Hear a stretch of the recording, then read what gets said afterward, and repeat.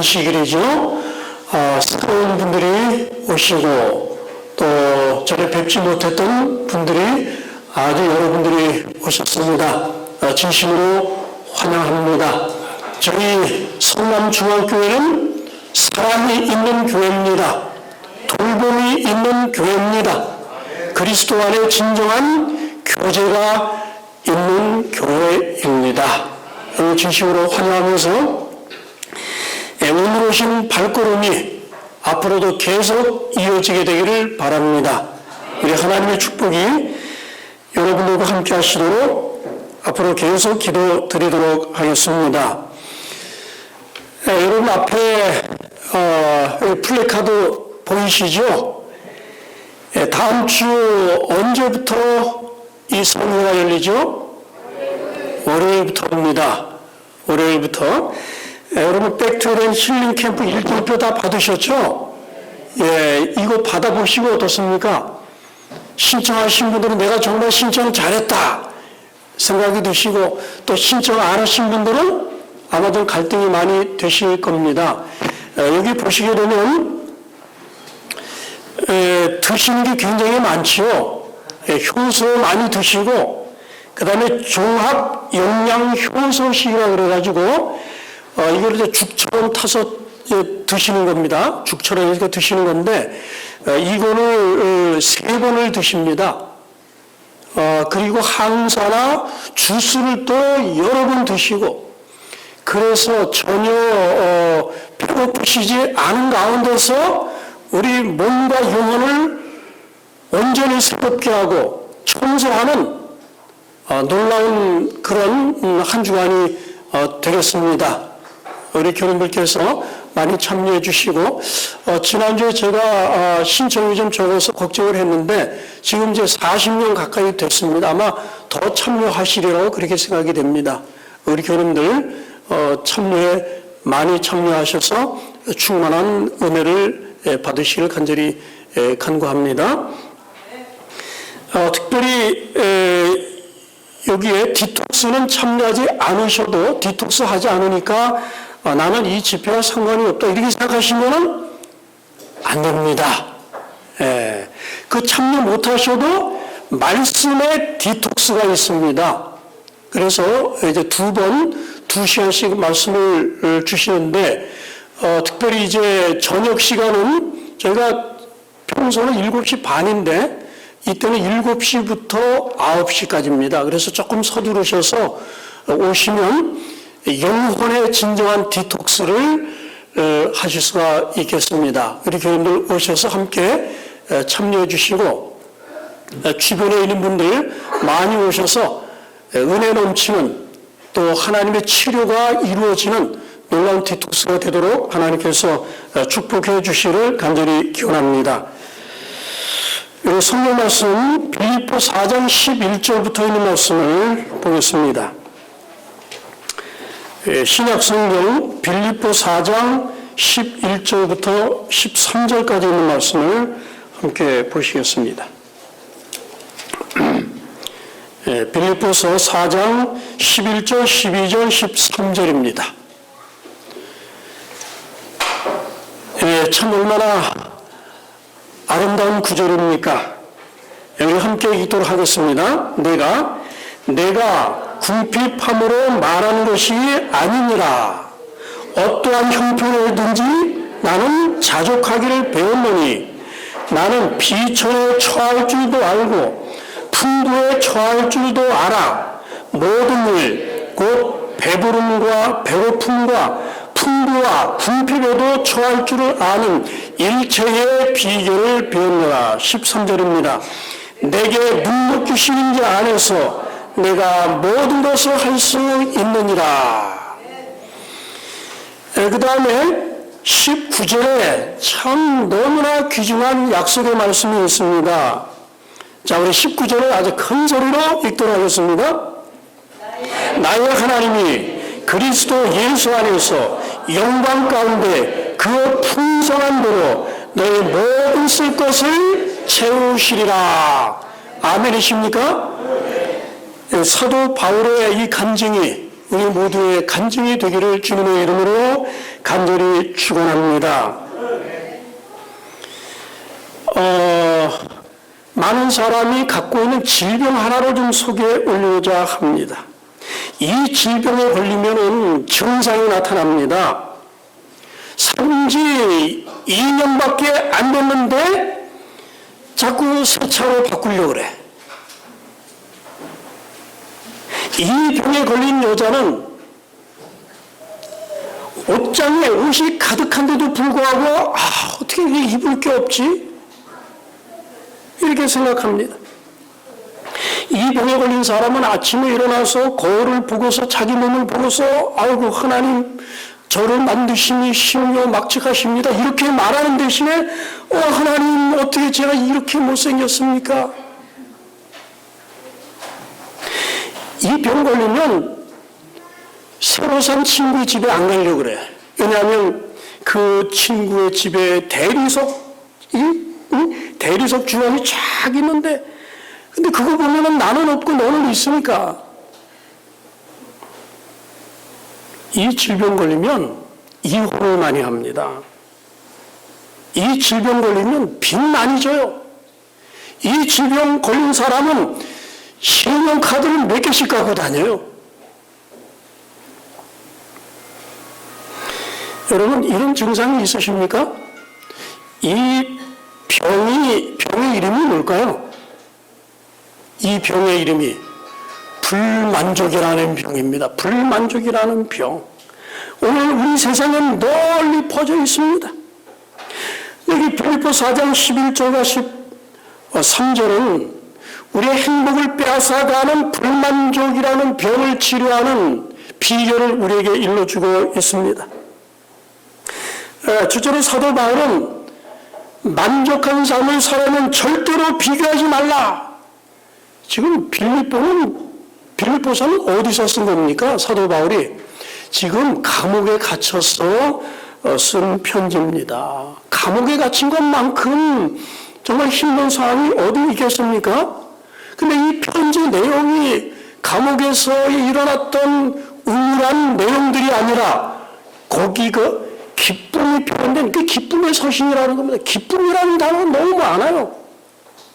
사도 바울이 감옥에 앉아서 다른 사람하고 비교하려고 했다면 정말 비교할 수 있는 게 많았겠죠. 밖에서 그 자유롭게 다니는 사람들 보고 간수들 보고 그러면 저기 영의 몸이 된 자신을 바라보면서 그 자유를 부러워했을 것입니다. 그러나 사도 바울은 비교하는 일에 빠지지 않았습니다. 그러면서 편지를 보내기를 나는 지금 내가 처한 상황에 환경에 만족한다 하는 편지를 써서 보냈습니다. 이 사람들은 이 비교를 참 잘합니다. 나보다 못한 사람과 비교보다 나보다 더 나은 사람과 비교를 많이 하는데 문제가 있어요. 나보다 좋은 차를, 나보다 좋은 집, 나보다 좋은 물건, 나보다 더 많은 재능, 나보다 더 예쁜 외모. 어떤 사람이 집을 사면 뭐 집이 그 집에 방이 몇 개인가 이렇게 물어봅니다. 방이 6개다. 그럼 어떻습니까? 지금 아이들 둘하고 살아서 방 4개면 충분한데 6개로 옮기는 사람이 있어요. 제 강릉에 보니까 거기도 그 학생들이 요즘 너무너무 변했더라고요. 제가 보니까 그래서 학생들이 놀 때도 뭐 그렇게 논다 그래요. 뭐 40평 모여라. 40평끼리 모여서 자기들끼리만 놀고 막 60평 모여라. 그래서 60평 아파트는 애들끼리 모이고 말이에요. 참 요즘 사람들이 성공을 자기가 사는 집이나 몰고 다니는 그런 차로 평가하는 경향이 있습니다. 그런 표준을 가지면 그 표준을 믿어가면 나는 내 인생은 실패자다. 사람이 제일 먼저 배우는 단어가 뭘까요? 제일 먼저 배우는 표현 중에 하나가 조금만 더입니다. 조금만 더. 음식도 조금만 더 주세요. 사탕 나눠주면서 조금 더 주세요. 여러분 하워드 휴즈라는 사람 엄청난 부자였지 않습니까? 그 사람에게 물었어요. 당신 돈 그렇게 많은데 얼마의 돈을 가지면 사람이 행복할 수 있습니까? 그랬더니 그분이 말하기를 제가 지금 가지고 있는 것보다 조금 더 많이 가지면 제가 행복하겠습니다. 그래서 내가 조금만 젊다면, 키가 조금만 크다면, 조금만 더 잘 생겼다면, 내가 남자친구가 있다면, 여자친구가 있다면, 돈이 조금만 더 있다면, 집이 좀 더 크다면, 뭐 차가 좀 더 크다면, 부모님이 이러셨으면, 내 자녀들이 이렇게 하기만 한다면, 내가 이런 직업을 갖기만 한다면, 뭐 이렇게 한다면, 그러면 내가 만족하고, 그러면 평안하고 내가 행복할 텐데, 이런 사람은 행복하지가 않습니다. 미국의 유명한 시사주간 잡지 US News and World Report라는 잡지가 있는데 거기 읽어보면 이래. 아메리칸 드림이라는 게 있잖아요. 아메리칸 드림. 미국 사람이 꿈꾸는 아메리칸 드림이 뭡니까? 거기에는 내 이름으로 갖고 있는 집이 있어야 돼요. 그 집 안에 그래도 의리의리하게 뭔가 갖춰줘야 됩니다. 내가 할 수 있는 원하는 것을 할 수 있는 충분한 것이 있어야 돼. 내가 갖기 원하는 것이 충분히 갖고 있으면 이것이 아메리칸 드림이다. 미국 사람이 이제 그것을 위해서 노력을 많이 하는데 그 기사에 보면은 월 300씩 받는 사람에게 당신이 아메리칸 드림을 이루려면은 당신이 월급이 얼마나 되면 되겠습니까? 그랬더니 300 받는 사람이 나는 지금보다 2배인 600만 원이면 그렇게 되리라고 믿습니다.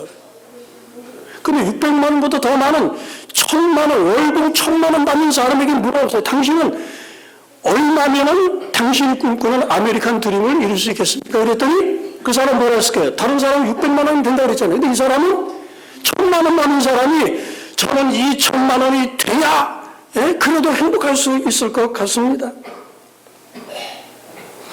참, 이 사람들이 이 하향 비교가 아니라 상향 비교를 참 많이 합니다. 저 스누피라는 그 만화에 보면은, 여러분 보신 적이 있을지 모르겠습니다. 이제 스누피라는 개가 추수감사절에 이제 개집에 있습니다. 근데 이제 집 안에서는 뭐 터키 고기를 시작해서 맛있는 거 놓고 막 깔깔거리는 그런 이제 소리가 들리고 거기 고기가 있고 수육이 있고 파이가 있고 말이죠. 음식들이 야 이게 내 처지가 뭔가 생각하다가 뭐라 생각하면 그래 상황은 더 나쁠 수가 있었어. 자칫하면 나도 저 철민우처럼 될 수 있었는데 고맙다. 여러분 차를 보시면서 내 차가 이거보다 더 나쁠 수 있었는데 이렇게 생각하시기 바랍니다. 인생의 때또 힘들 때 삶이 어려울 때 만족을 이어보려고자 하는 싶은 유혹을 받을 때 항상 기억하셔야 됩니다. 내가 이보다 더 나쁠 수가 있었어. 한 러시아 여성이 이제 남편과 두 자녀와 함께 이제 작은 오두막집에 살고 있었는데, 근데 부모님이 집을 잃으셔가지고 함께 사시게 되는 겁니다. 너무너무 불편해서, 그래서 이 절망 가운데 그 마을에 그 현인을 찾아갔습니다. 선생님, 제가 어떻게 해야 이런 지옥에서 벗어날 수 있습니까? 그 현인이 물어요. 집에 젖소 있습니까? 예. 그러면 젖소를 오두막집으로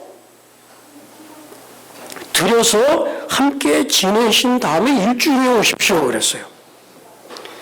그래서 일주일 후에 이 여성이 왔는데 얘기하는 겁니다. 선생님, 제가 이 젖소를 들여놓고 나니까 도저히 이 상황이 견딜 수 없습니다. 그래요. 그래요? 그러면 집에 닭들이 있습니까? 닭이 있습니다. 그랬더니 그러면 이번에는 당신의 오두막집으로 닭들을 들여가지고 함께 일주일을 한번 지내보시기 바랍니다. 선생님, 저는 그렇게 할 수 없습니다. 근데 이분이 워낙 존경받는 분이기 때문에 그 말을 따랐습니다. 일주일 후에 여성이 돌아왔습니다. 선생님, 절대로 정말 너무 힘들어서 견딜 수가 없습니다. 집안이 완전히 난장판이 됐습니다. 그래요? 그러면 가셔가지고 닭들 가족들을 내보내십시오. 그러면 조금 더 나아질 겁니다. 일주일에 왔습니다. 그 선생님, 전보다 좀 많이 좋아졌습니다. 이제는 젖소도 내보내시고 일주일에 오십시오. 그랬어요. 그리고 젖소를 내보내니까 어떻습니까? 집안이 너무 넓고, 모든 것이 뭡니까? 상대적입니다. 우리가 더 나쁠 수도 있었는데, 사도 바울의 이 권면에서 배울 수 있는 두 번째 교훈은 만족은 항상 안에서 온다는 겁니다. 안에서 온다. 그래요. 우리 주변에서 일어난 것으로 오지 않는다. 환경으로부터 만족이 오지 않는다. 그래요. 환경은 우리가 항상 선택할 수 있지가 않습니다. 어떤 일이 발생할지 내가 통제를 못합니다. 그러나 우리는 발생하는 일에 대해서, 우리 환경에 대해서 어떻게 반응할지는 선택할 수가 있어요. 2차 대전 때 그 프랭클이라는 박사가 아우슈비츠에 이제 투옥이 됩니다. 유명한 의사죠. 나중에 이제 아주 베스트셀러 여러 권을 저술한 분인데 이분이 의사였습니다. 거기 들어가니까 의사고 뭐가 아무도 없습니다. 일반 노동자로 강제 노역을 합니다. 거기서 아버지, 어머니, 형제, 자매, 아내 다 수용소에서 죽었습니다. 그리고 틈틈이 의학 노트를 다 해서 나중에 책을 내려고 그러는데 그것도 그냥 다 쓰레기통에 다 던져버리고. 근데 그가 뭐라고 했냐면 모든 것이 사람에게서 다 취해져 갈 수 있지만은 한 가지는 그럴 수 없다. 그랬어요. 인간에게 남은 마지막 자유. 그것은 주어진 상황에서도 자신의 태도를 선택할 수 있는 권리이다. 척 스윈드라는 분도 태도에 중요해서 이렇게 얘기합니다. 미국의 유명한 목사님이죠. 나는 나이가 들어갈수록 태도가 삶에 미치는 영향을 더욱 많이 깨닫고 있다. 나에게 있어서 태도는 사실보다 더 중요하다. 그것은 과거보다도 교육보다도 돈보다도 환경보다도 실패보다도 성공보다도 다른 사람이 생각하는 것보다 말하는 것보다 더 중요하다. 그것은 외모보다 더 중요하고 재능보다 중요하고 재주보다 중요하다. 그것은 회사와 교회와 가정을 살리기도 하고 파멸시킬 수도 있다. 그래요. 그러면서 하는 얘기가 중요한 사실은 오늘 우리가 하루 품을 태도에 관해서 매일 선택의 기회가 주어진다는 것이다. 우리는 과거를 바꿀 수 없다. 불가피한 것을 바꿀 수 없다. 그러나 우리가 할 수 있는 유일한 것은 우리가 가지고 있는 한계에 줄여서 연주하는 것이다. 곧 그것은 우리의 태도이다. 그랬어요. 우리 인생에게 발생하는 것은 10%요. 내가 그것을 어떻게 반응하느냐는 90%라고 확신한다. 그래서 태도가 중요하다. 그렇게 말했습니다. 아침에 일어났는데 기분이 좀 안 좋습니다. 그래서 그런 상태에 우리가 머물러 있을 수가 있어요. 참 오늘 하나님 오늘 참 하루 힘겨운 날이 또 시작되네요.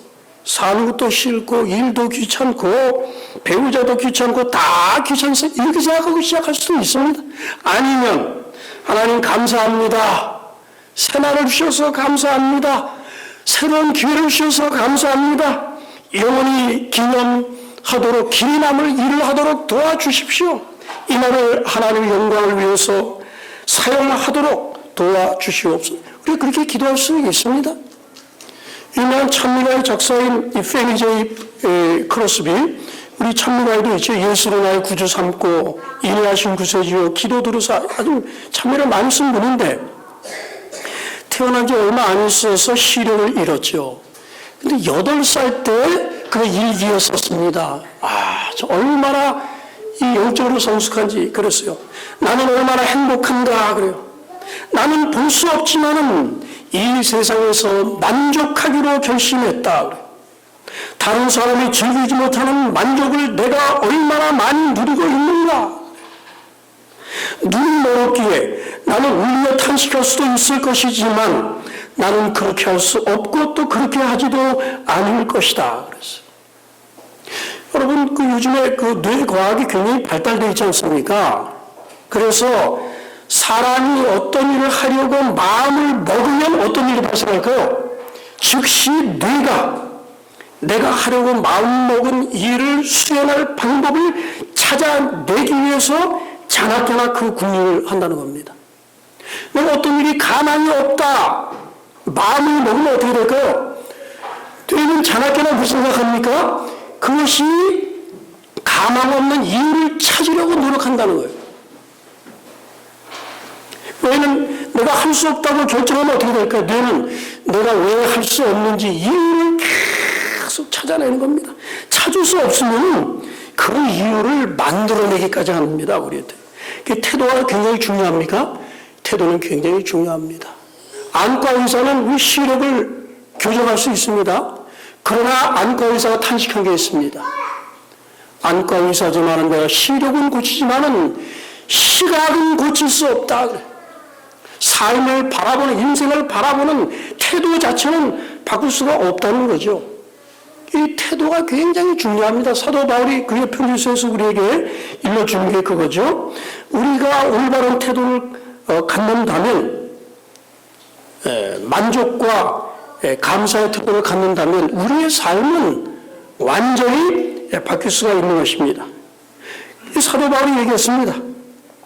나는 어떤 형편에 처하든지 만족하기를 배웠다. 그래요. 나는 비천에 처할 줄도 알고 풍부에 처할 줄도 알고 그랬어요. 그래서 배부를 때나 배고플 때나 풍부할 때나 궁핍할 때나 내가 그를 대처할 수 있는 일체의 비결을 내가 배웠노라 그랬어요. 그 비결이 무엇입니까? 환경을 바꿀 수가 없었어요. 사도 바울이. 사도지만 절대로 바꿀 수 없었습니다. 그가 선택하는 것은 환경에 적응하면서 환경에 만족한 것입니다. 그것이 환경이든 사람의 성격이든 내 능력밖에 오셔서 최선을 다한다 해도 바꿀 수 없는 것이 분명할 경우에 사도 바울은 받아들이고 거기에 적응했습니다. 사도 바울의 유명한 간증이 있지 않습니까? 하나님을 사랑하는 자들에게는 모든 것이 합력하여 선을 이루느니라. 로마서 8장 28절. 이것이 그의 삶을 지탱해준 위대한 기도입니다. 하나님이 나의 상황을 당신의 영광이 되도록, 나의 유익이 되도록 사용하실 것이다. 이 사도 바울의 믿음인 것입니다. 그래서 묵묵히 그 상황을 받아들이고 감사하며 만족했습니다. 여기 사도 바울이 지금 감옥에 갇혀 있습니다. 스스로 절대로 나올 수 없는 그런 상황입니다. 그가 바꿀 수 없는 불가능한 환경을 이용을 하는 것입니다. 만약 그렇지 못하다면 그는 얼마나 불행한 사람이 되겠습니까? 그러나 그는 그렇게 하지 않고 그 안에서 만족하면서 그의 신앙을 실천을 했습니다. 그래서 어떤 일이 발생했습니까? 그 로마의 근위병들, 황제를 이 지근거리에서 보좌하고 황제 신변을 지키는 근위병들, 이런 경영원들이 신앙을 받아들인 겁니다. 놀라운 역사가 많이.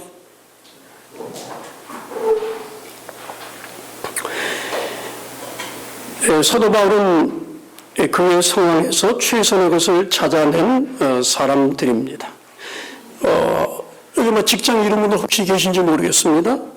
아니면은 중병 판정을 받은 분이 계신지 모르겠어요. 배우자 때문에 실망하신 분도 계실지 모르겠습니다. 자녀들 때문에 어려움 겪는 분이 있을지 모르겠습니다.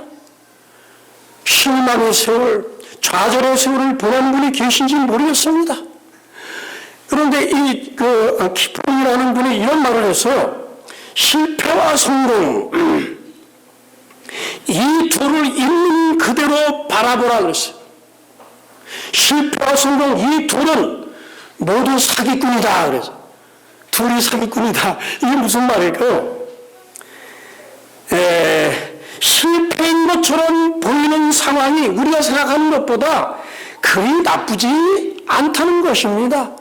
근데 우리가 성공처럼 보이긴 하지만은 별로 그렇게 보이지 않을 수도 있다는 것입니다. 뉴욕에서 가장 재수 없는 사람으로 신문에 소개된 사람이 있는데 38세 된 남성인데 감전이 돼가지고 인사불성이 됐습니다.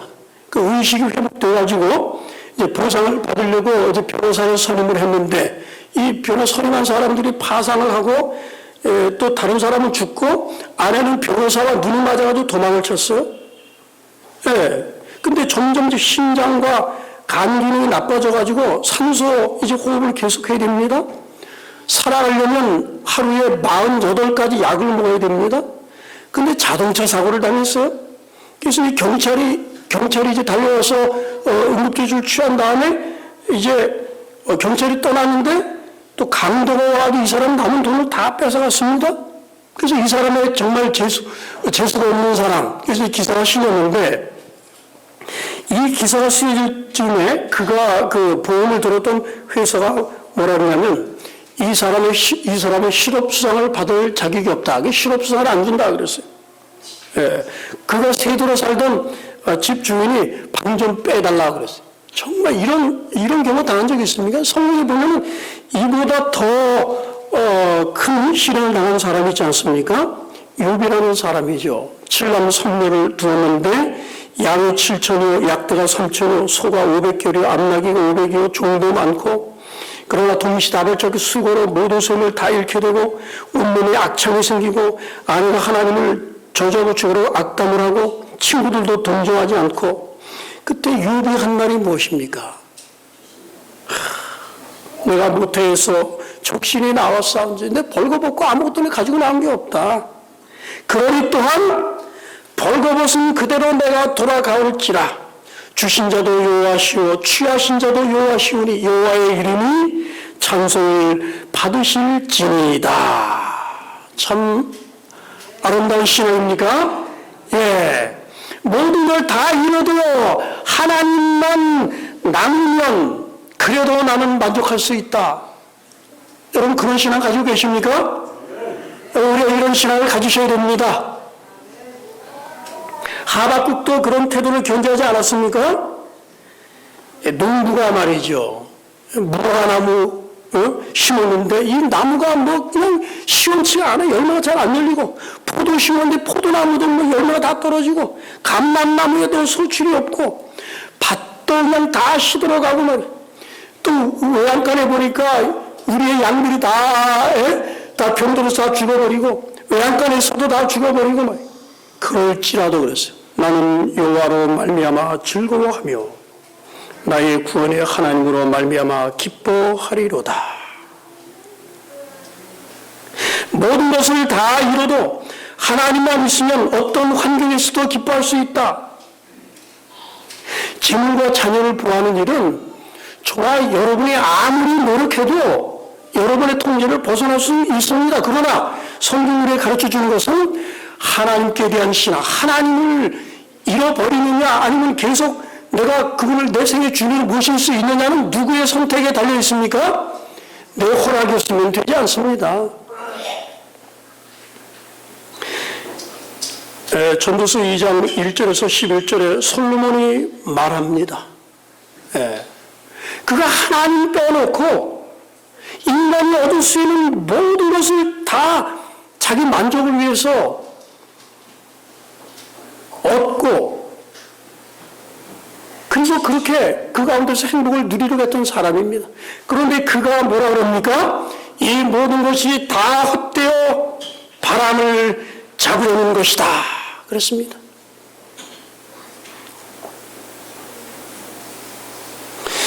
미국의 국무장관이었던 헨리 키신저가 이렇게 말합니다. 미국인들에게 비극은 뭔가를 몹시 원하지만 그것을 얻지 못하는 것이다. 그래요. 많은 사람에게 있어서 최악의 형태의 비극은 어떤 것을 몹시 원했는데 그것을 얻었지만은 얻고 나니까 그것이 아무것도 아니라는 것을 발견하는 것, 그것이 최대의 비극이다. 그렇습니다. 사단은 이 모조의 대가지요. 이 짝퉁의 천재입니다. 모조품 만족을 주려고 하죠.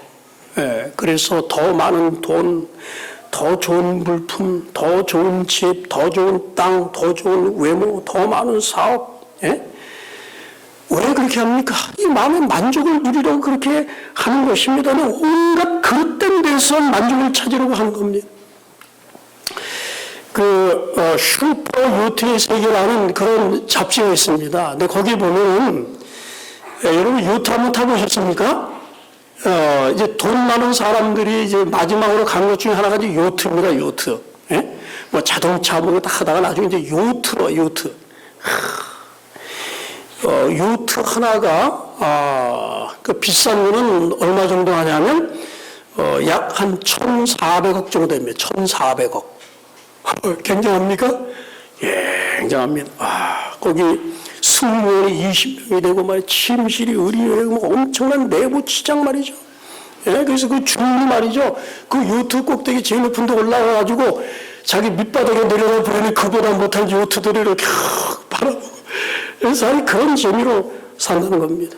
또 이제 그 어틀레틱 만슬리라는 책에 보니까 100만 장자들을 취재를 했습니다. 최소한 200억, 1000억, 몇 주 되는 사람들 수백 명을 인터뷰한 기사가 실렸어요. 정말 돈 많은 사람이 정말 행복할까? 그랬습니다. 그런데 대부분의 부자들이 행복하지가 않다 그랬어요. 나는 지금보다 4분의 1은 돈이 더 많아야 됩니다. 그래서 하는 말이에요. 돈이 많으면 이제 소비를 잘할 수 있어요. 그래서 이것저것 사고 말이죠. 막 그냥 좋은 스파에 가서 막 재밌는 시간을 보내고 호텔에 가서 그냥 맛있는 음식 먹고 말이죠. 쇼핑 막 하고 말이죠. 근데 그렇게 계속 이게 일상이 되다 보면 심리적인 효과가 사라지게 되고 계속되는 사치는 사치가 아니다 그래요. 그래가지고 행복하지 않다는 거예요. 그래서 돈 많은 사람들이 수백 년 된 와인 같은 거만 따가지고 이렇게 마시고 말이죠. 그것도 이제 금그릇에다가 말이죠. 목욕탕도 금으로 해놓고, 변기도 금으로 해놓고 말이죠. 뭐 이태리 대리석으로 뭐 딱, 부자들이 말이죠. 뭐 그런 거 실증나무도 다 뜯어버리고 새로 하고 말이죠. 결론은 뭐냐면, 자신들도 불행하고 자녀들도 불행하다 그랬어요. 돈에 대한 염려가 막 끝없이 있는 거예요. 돈 많으면 염려 안 할 것 같죠? 뭐 이제 먹을 거 많이 있으니까 뭐 앞으로 일하지 않아도 돼. 이것만큼 저주가 없다는 겁니다. 그러면서 이 돈이 있으니까 뭐 잃을까 염려, 이 투자를 어떻게 해야 될까 염려 말이죠. 투자하면 어떻게 될까에 대한 염려 말이죠. 내 은행 잔고에 공이 하나씩 늘어날 때마다 뒷로만은 점점 커지고 정상생활은 불가능하게 되고 인생의 반려자를 만나는 문제부터 자녀 교육부터 시작해가지고 말이죠. 막. 여러분 그 세계를 이렇게 이제 취재를 하면서 그러면서 이제 뭐 200억, 1000억 뭐 이렇게 이제 재산 쌓게 되면은 뭐 게이츠급, 빌 게이츠급 그런 사람을 쫓아가려고 말을 막 쓰다가 파산한 사람이 이제 부지기수라고 그렇게 이야기를 합니다.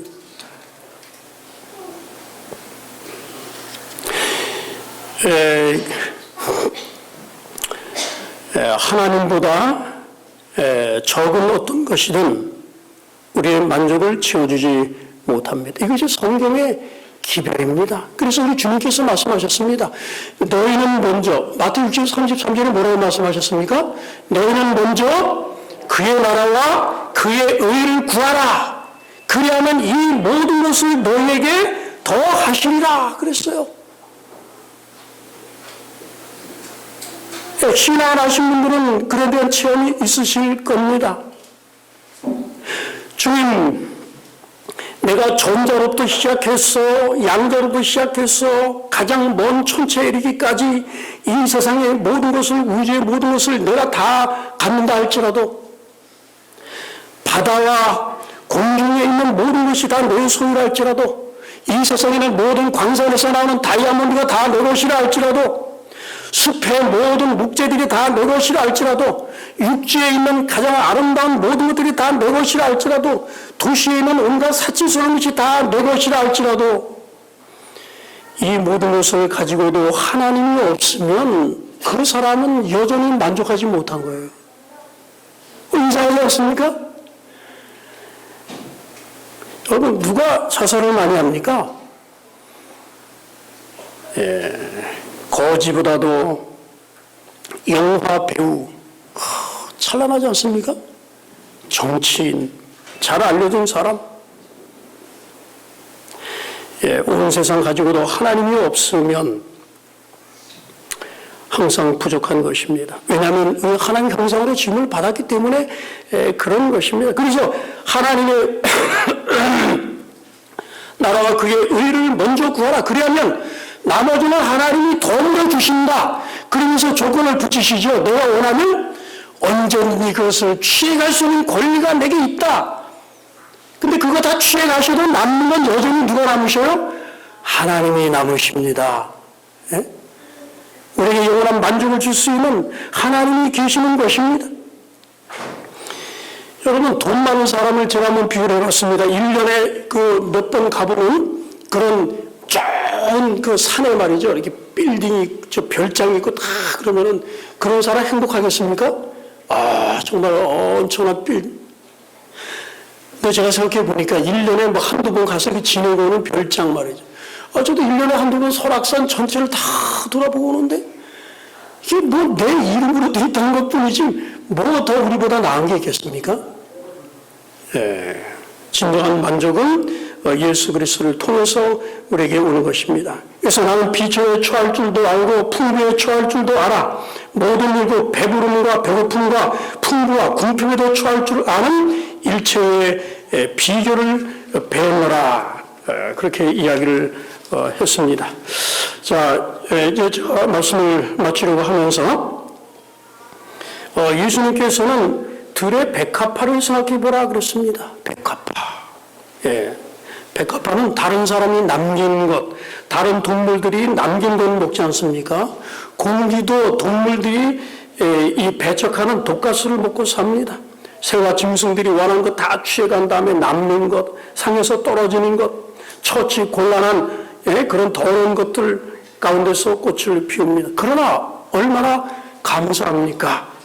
말로 표현 못해도 정말 각기 그 혈통에 따라서 분홍색, 빨강색, 파란색, 흰색의 아름다운 꽃을 다 피우고, 날개 그 이파리가 떨어져도 실망하지 않고, 메마르가 척박한 땅에서도 뿌리를 깊게 받고, 뭐 어디 갈 수도 없잖아요. 환경을 택하지 못해도 움직일 수 없이 고정되어 있어도, 이사도 못 가도, 나쁜 환경에서도 뿌리 내리고 대제 수분을 빨아들이고, 꽃잎이 떨어져도 줄기가 찢겨도 상처가 나도 그래도 머리를 고쳐 세우고 투쟁하고 암담해도 낙담하지 않고 자라기를 거부하지 않고 주어진 환경에서 최선을 뽑아내는, 그게 뭡니까? 백합화입니다. 백합화.